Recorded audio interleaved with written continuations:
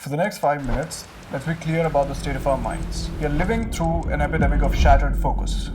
Your brain right now is under coordinated assault by 1,000 notifications, endless feeds, and the cheap dopamine of instant gratification. The result is a generation that mistakes scrolling for reading and busyness for progress. The modern self-help industry sells you temporary fixes, but these are just band-aids on a bullet wound. They fail because they address the symptoms. The root cause is a complete collapse of our internal discipline. And for that, you need a much older, far more powerful system. You need the 5,000-year-old technology of the rishis, a simple concept called Tapasya.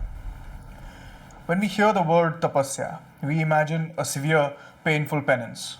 This is the fundamental misunderstanding. Tapasya is not about punishment. It is the strategic channeling of all mental and physical energy towards a point of focus. It is the original high-stakes monk mode. And the ultimate case study in Tapasya is the story of King Bhagiratha.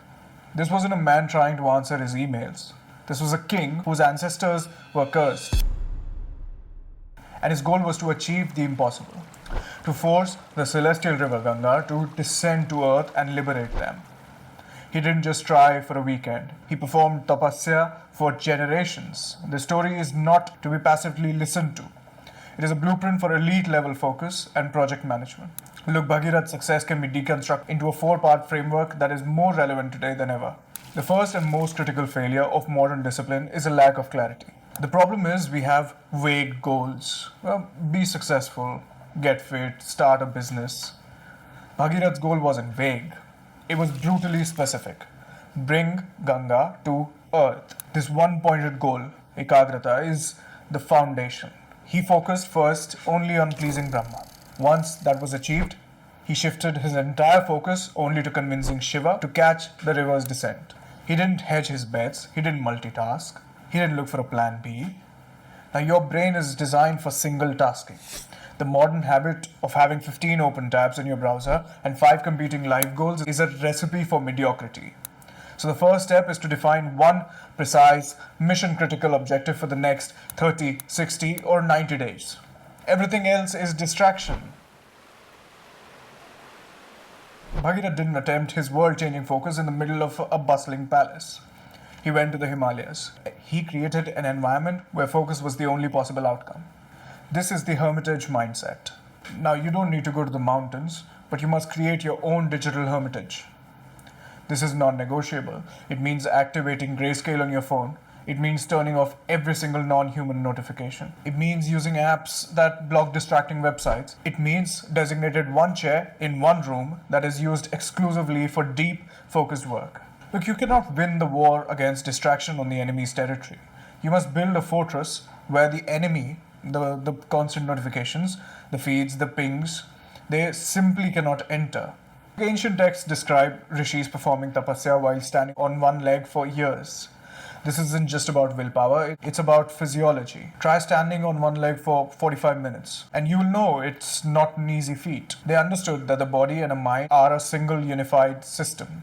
Look, even modern science is now catching up to this. When you slouch over your desk, you're sending a neurological signal to your brain that you're tired, you're bored, and disengaged. Now, but when you sit upright with a straight spine, what yogis call asana, you improve blood flow, increase oxygen to the brain, and signal alertness to your nervous system. Combine this with controlled breathing or pranayama. So the next time you feel your focus drifting, don't just force it. Stop. Take 5 deep, slow breaths.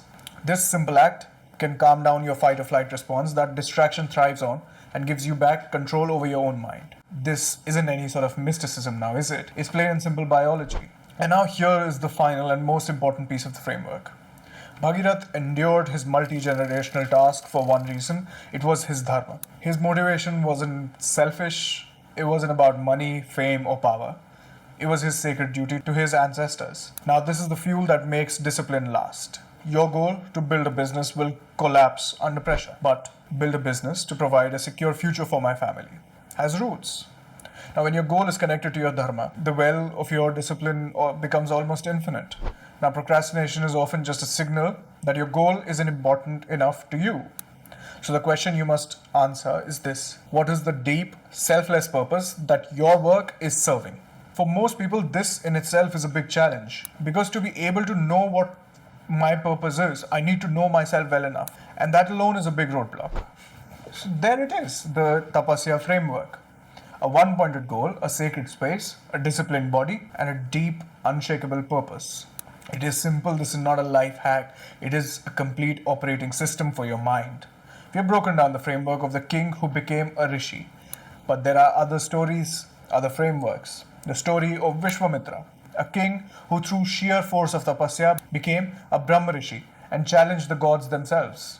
It is a masterclass in ambition and willpower. That's a breakdown for another time. For now, the challenge is to stop being a passive consumer of distraction and become an active architect of your focus. Choose your one goal, build your fortress, and begin.